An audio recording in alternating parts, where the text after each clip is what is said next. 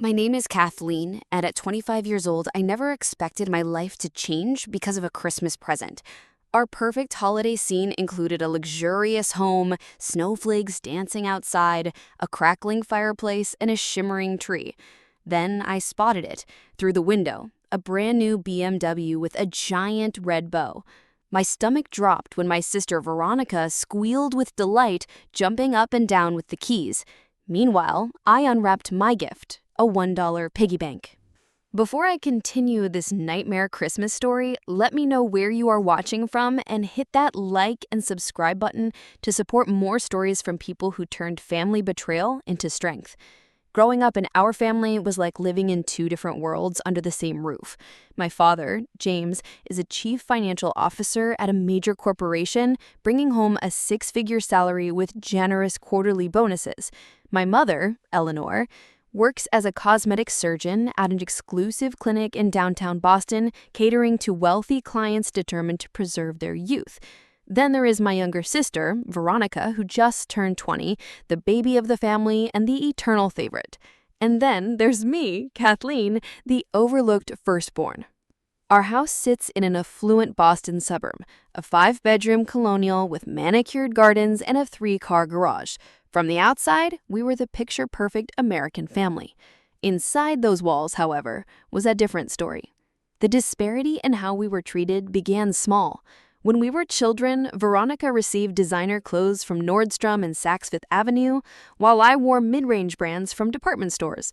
For her 16th birthday, Veronica got a brand new iPhone and a shopping spree. For mine, I got a refurbished laptop and a bookstore gift card.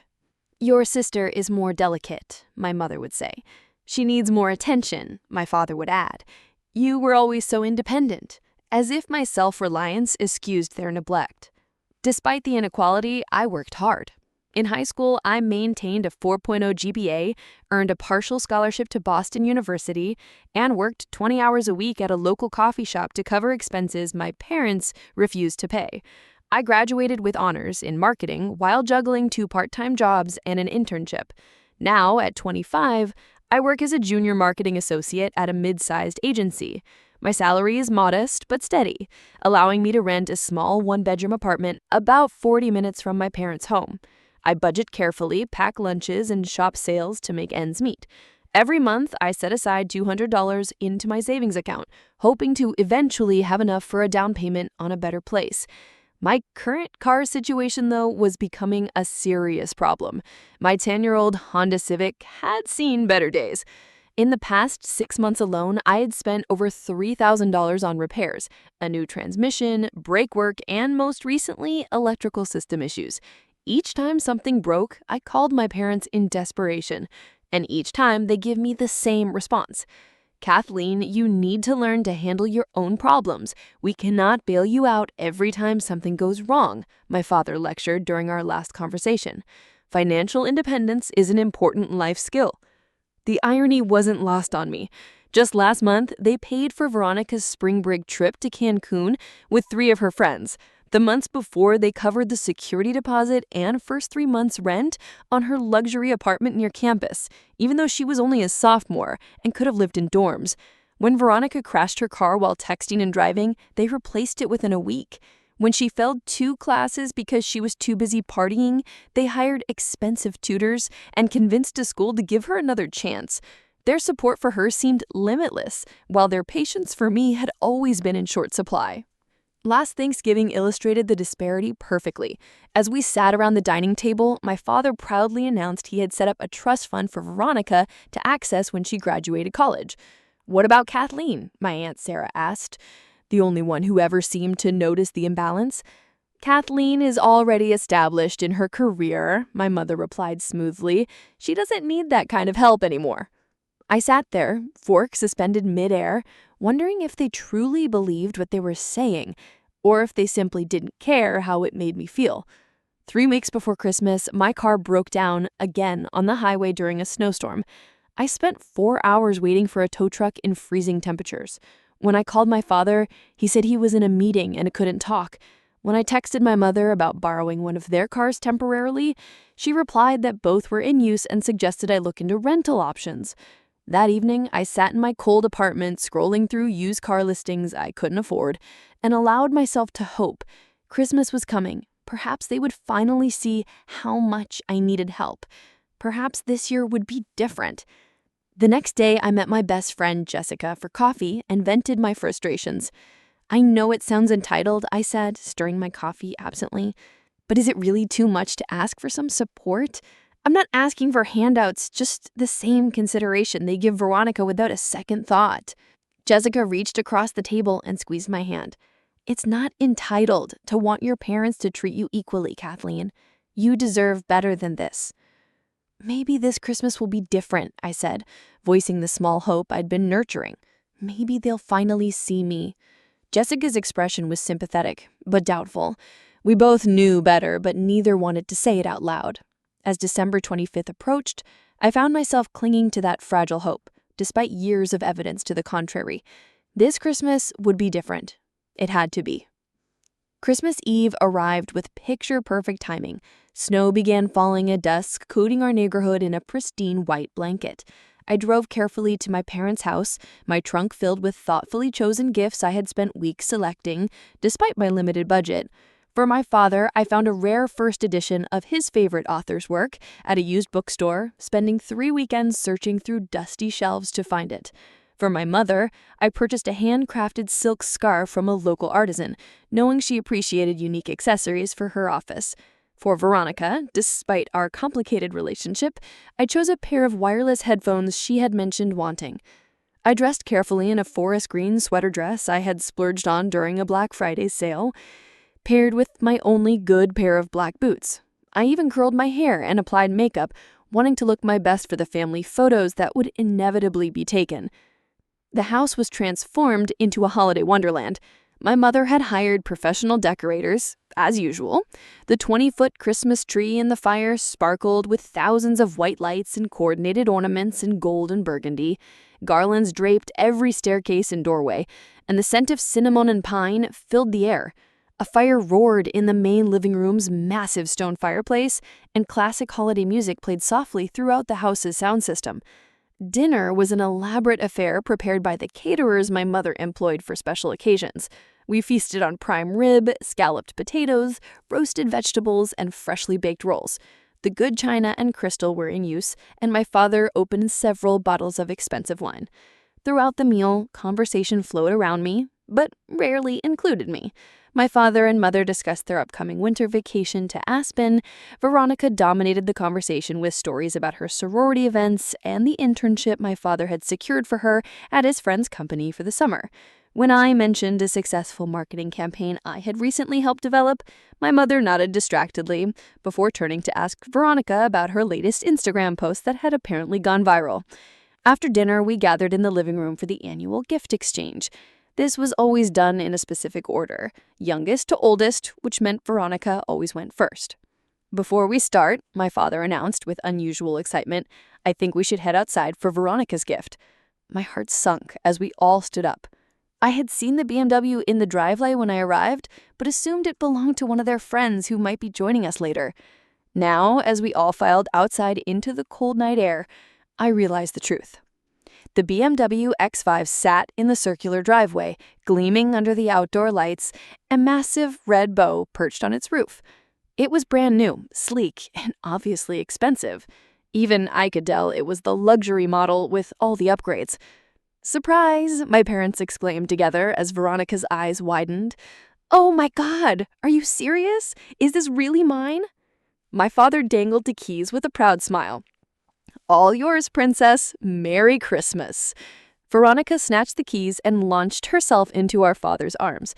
Then our mother's. She was crying with joy, her mascara running down her cheeks. "This is the best present ever. I love you guys so much."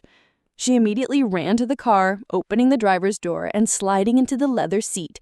She turned on the engine, cranked up the stereo, and continued squealing with delight. My parents stood watching her with identical expressions of indulgent affection. I stood apart from them, shivering in the cold, invisible in my own family once again. Eventually, we all returned inside, Veronica chattering excitedly about all the places she would drive her new car. "I'm thinking of driving down to New York next weekend," she announced over dessert. "Some of my sorority sisters want to go shopping, and now we can take my new car instead of crowding into Melissa's old Jeep." "Just be careful, dear," my mother cautioned, "and make sure your friends contribute to gas." My father nodded. "That car gets premium fuel only. Make sure you remember that." I pushed my untouched chocolate mousse around the crystal dessert dish, no longer able to stomach anything.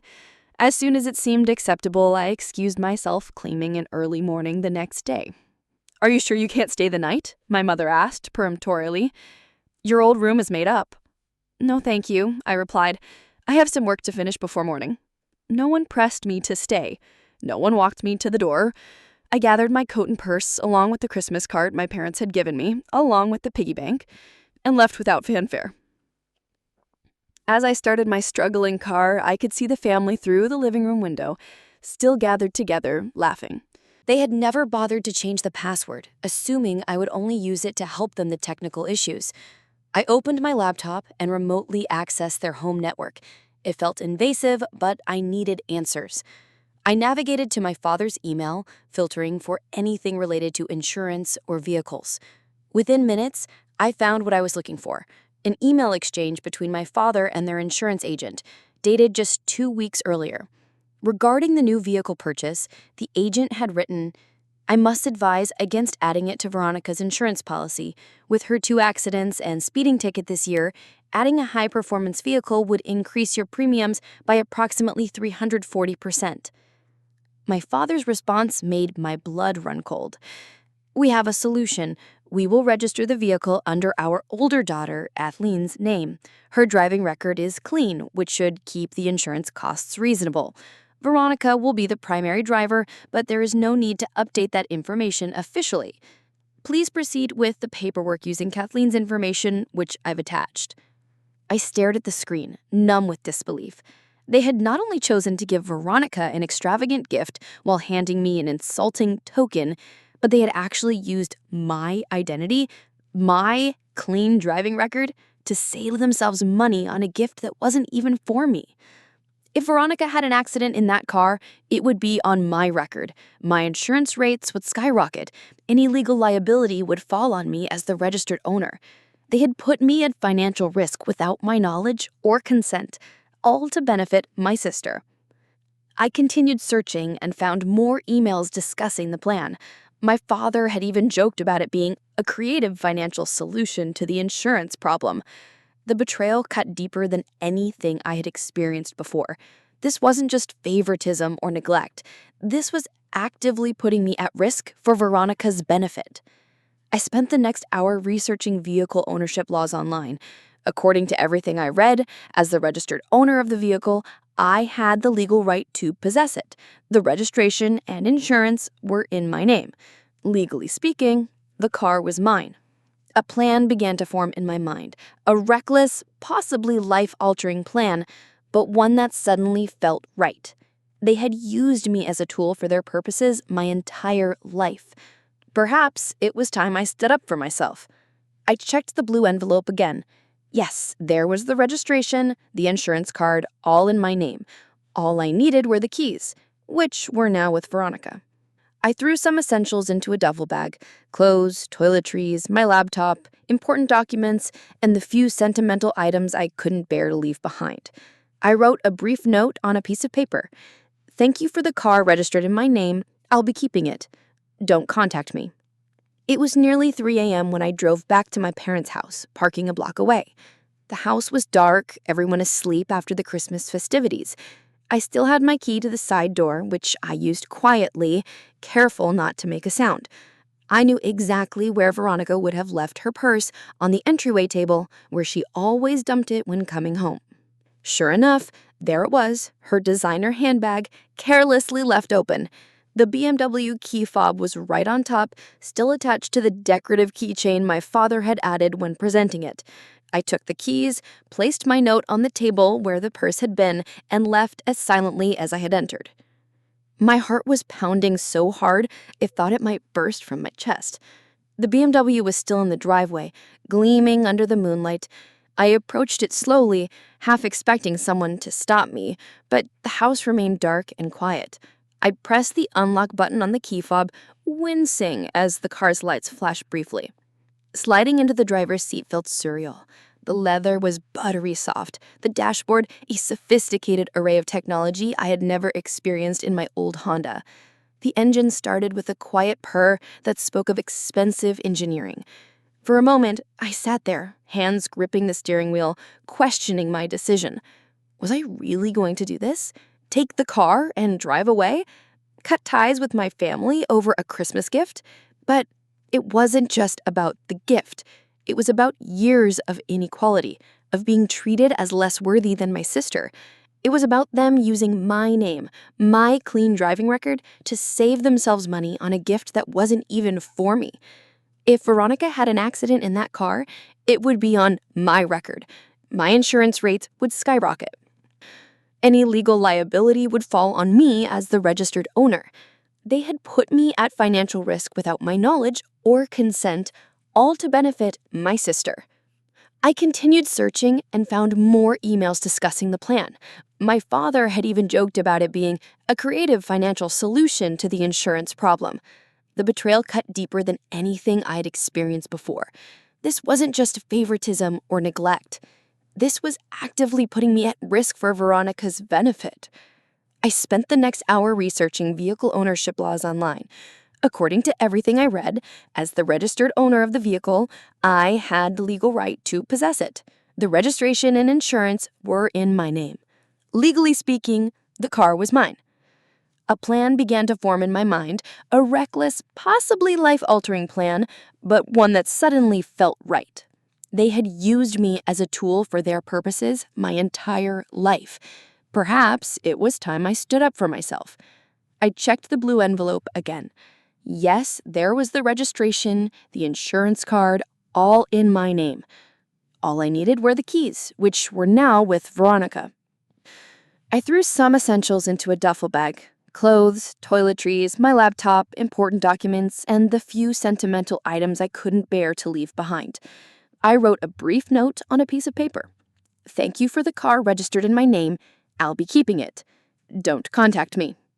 It was nearly 3 a.m. when I drove back to my parents' house, parking a block away. The house was dark, everyone asleep after the Christmas festivities. I still had my key to the side door, which I used quietly, careful not to make a sound. I knew exactly where Veronica would have left her purse on the entryway table, where she always dumped it when coming home. Sure enough, there it was, her designer handbag, carelessly left open. The BMW key fob was right on top, still attached to the decorative keychain my father had added when presenting it. I took the keys, placed my note on the table where the purse had been, and left as silently as I had entered. My heart was pounding so hard, I thought it might burst from my chest. The BMW was still in the driveway, gleaming under the moonlight. I approached it slowly, half expecting someone to stop me, but the house remained dark and quiet. I pressed the unlock button on the key fob, wincing as the car's lights flashed briefly. Sliding into the driver's seat felt surreal. The leather was buttery soft, the dashboard a sophisticated array of technology I had never experienced in my old Honda. The engine started with a quiet purr that spoke of expensive engineering. For a moment, I sat there, hands gripping the steering wheel, questioning my decision. Was I really going to do this? Take the car and drive away? Cut ties with my family over a Christmas gift? But it wasn't just about the gift. It was about years of inequality, of being treated as less worthy than my sister. It was about them using my name, my clean driving record, to save themselves money on a gift that wasn't even for me. If Veronica had an accident in that car, it would be on my record. My insurance rates would skyrocket. Any legal liability would fall on me as the registered owner. They had put me at financial risk without my knowledge or consent, all to benefit my sister. I put the car in reverse, backed out of the driveway, and drove away from the house I had grown up in.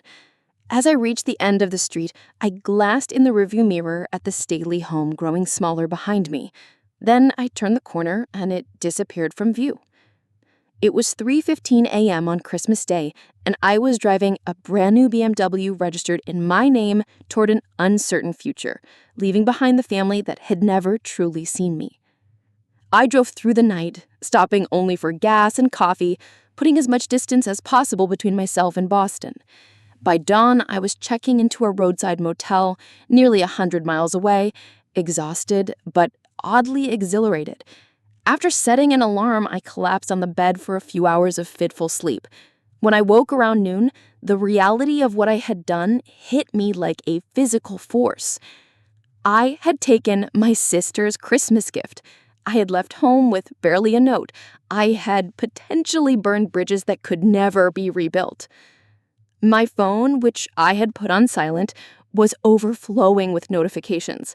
27 missed calls, 45 text messages, and numerous voicemails. With shaking hands, I began going through them. The text started with confusion. "Kathleen, where are you? The car is missing." My mother, 7:15 a.m.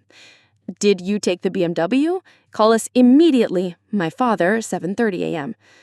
As the morning progressed, confusion turned to anger. "How dare you take my sister's car?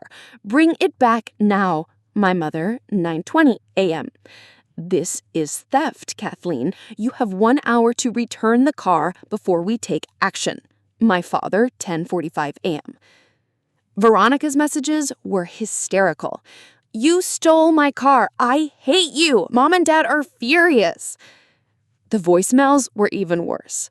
My father's voice, normally controlled and businesslike, was trembling with rage. "Kathleen, this is beyond unacceptable. Return the car or we will report it stolen. You cannot do this to your sister." My mother, crying, "How could you do this to the family? After everything we've done for you, Veronica is devastated." The last voicemail left just 30 minutes. By putting me at legal and financial risk, I countered. If Veronica had an accident in that car, my insurance rates would skyrocket. If she injured someone, I could be held liable as the registered owner. Did you consider any of that when you decided to use my name? My father shifted uncomfortably. "We can fix the paperwork now. Transfer the registration properly. But first, you need to return the car." "No," I said, the single word hanging in the air between us. "What do you mean, no?" my mother asked, genuinely perplexed. "Kathleen, be reasonable. The car was for your sister." The same sister who received designer clothes while I got department store clearance items? The same sister who got a new car when she crashed hers, while I had to work 2 jobs to pay for repairs on my 10-year-old Honda? The same sister who gets everything handed to her while I am told to be independent. "That is different," my father insisted. "Veronica's younger. She needs more guidance and support." I needed support too, I said, my voice finally breaking. I needed parents who celebrated my achievements instead of ignoring them. I needed help when my car broke down in a snowstorm. I needed to feel like I mattered as much as Veronica does. "You were always so capable," my mother said defensively. "We never had to worry about you." "You never worried about me because you never thought about me at all," I replied, years of hurt finally finding voice. "Do you remember my 21st birthday? You both forgot it entirely because Veronica had a dance recital that weekend. Do you remember when I made the dean's list every semester in college? Neither of you came to a single honors ceremony." My father's face hardened. "If this is about money, Kathleen, you are making a grave mistake. We can cut you off completely, remove you from the will. Is that what you want?" I laughed, a short, bitter sound. "I have never seen a dime of your money that I didn't earn through chores or jobs you arranged. I paid my own way through college with scholarships and part-time work. Cut me off from what, exactly?" My mother tried a different approach, her voice softening. "Sweetheart, we are still a family. Families forgive. They stay together no matter what. You cannot throw away 25 years of a relationship over one misunderstanding." "This is not about one misunderstanding," I said firmly. "This is about a lifetime of being treated as less important, less worthy of love and support than my sister. The car was just the final straw." Veronica, who had been uncharacteristically quiet during this exchange, suddenly burst into tears. "I need that car. All my friends have seen it. How am I supposed to get around campus now? The bus is gross and Ubers are expensive." "We could work something out," I offered, surprising even myself. "You could buy the car from me for a fair price. Use some of that trust fund Dad set up for you." My father shook his head vehemently. "Absolutely not. That car was a gift. We are not paying for it twice." "Then I guess we have nothing more to discuss," I said, standing up.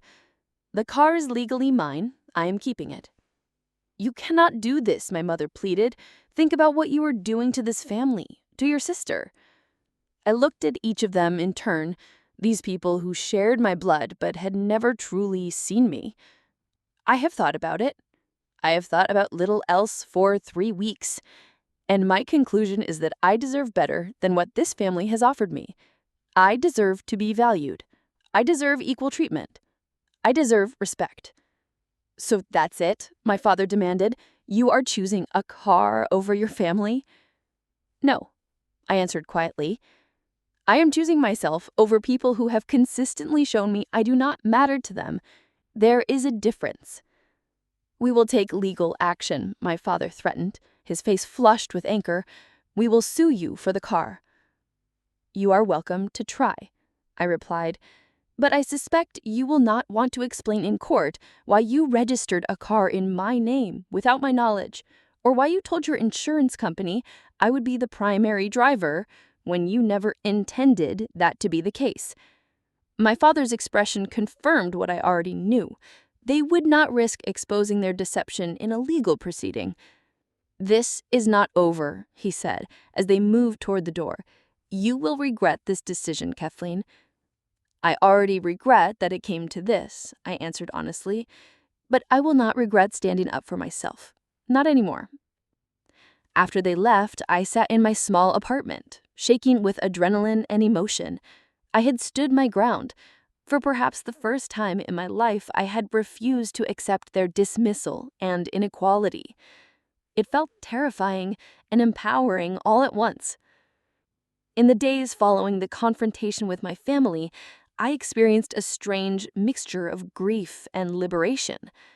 I grieved for the loving family that I had always wanted but never had. I grieved for the relationship with my sister that could have been supportive rather than competitive. Yet alongside that grief was an unfamiliar sense of freedom, as if I had put down a heavy burden I had been carrying for years.